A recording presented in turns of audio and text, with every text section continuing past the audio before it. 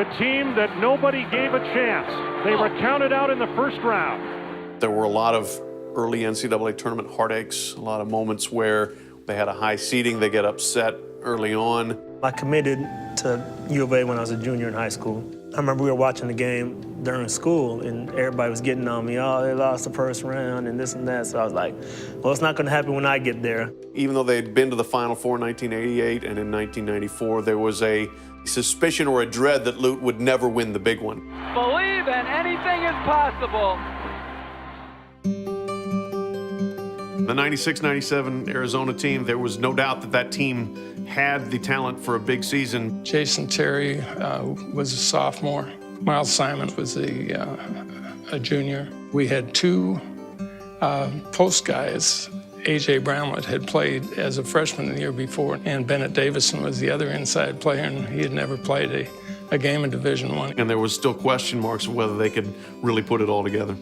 Josh Passner was always the positive guy, and I remember in the first meeting of the team before we started practices, he said, "We're going to win the national championship, and we're going to cut the nets down."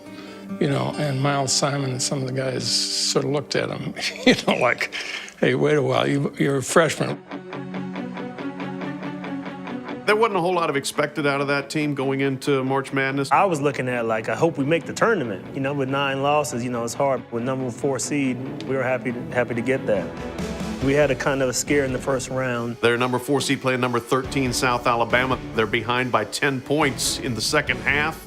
They turned the ball over against our press. They rallied, regrouped, and got the win there. Just relief that now we're past the first round.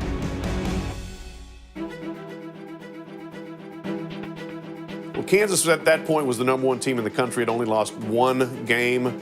A lot of people thought that was the best Kansas team in decades. They were really good from outside. Their inside guys were big and strong, but they weren't as quick as our guys. And our inside guys just ate them alive. They took a number of threes late in the game, but none of them went down. Arizona at that time finally kind of revealed itself to be a national championship-worthy team.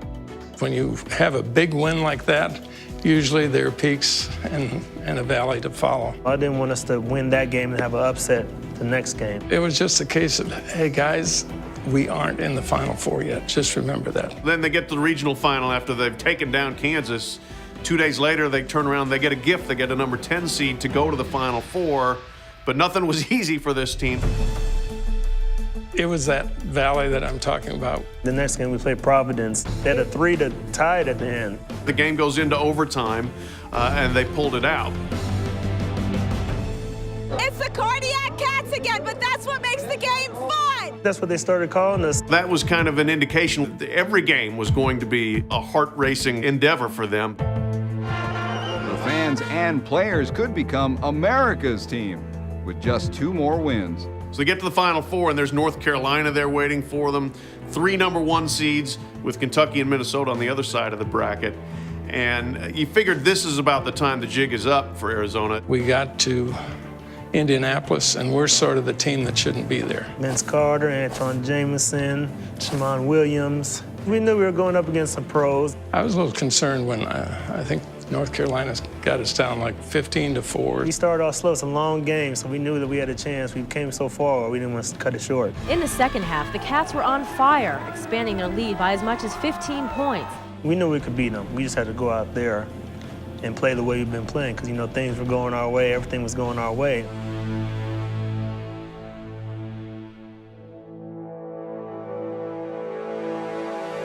Cats versus Cats in the final, and a matchup everybody expected Kentucky to win. They had been on an unbelievable roll. They were the defending national champions. We knew they would be tough, and, you know, they'd been there before.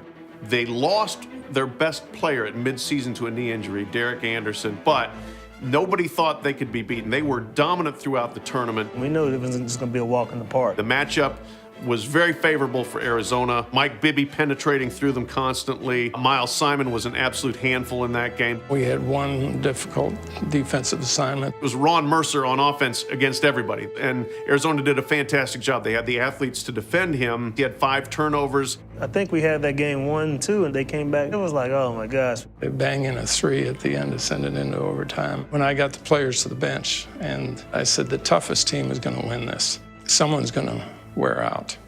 And the first time we went to the free throw line, and I looked out, and every one of the Kentucky guys had their hands on their knees. And at that point, I thought, we've got them now. I'll just turn my back and get to the water cooler, especially when we were shooting free throws, because I couldn't stand to watch. Arizona was clutch. They stepped to the line. They made them all. Inbounds to Miles Simon. He'll just hold it there, waiting for somebody to foul him. Simon will circle around. 2 seconds left. Dreams can come true. Arizona has won the national championship. Believe it.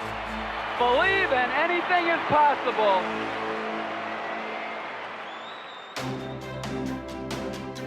The 97 team, the great thing about them is when it got down to crunch time and we needed to have a basket made, they made it. They were counted out in the first round, First in the time second round, in the third round, in the fourth round. Everybody was just so unselfish on the team. It didn't matter who got the shots. We were going out there to win, and we played together. We had fun. The first team to ever beat 3 number-1 seeds in a tournament. It was really a triumph of coaching and a legacy solidifying game and season for Lute Olson.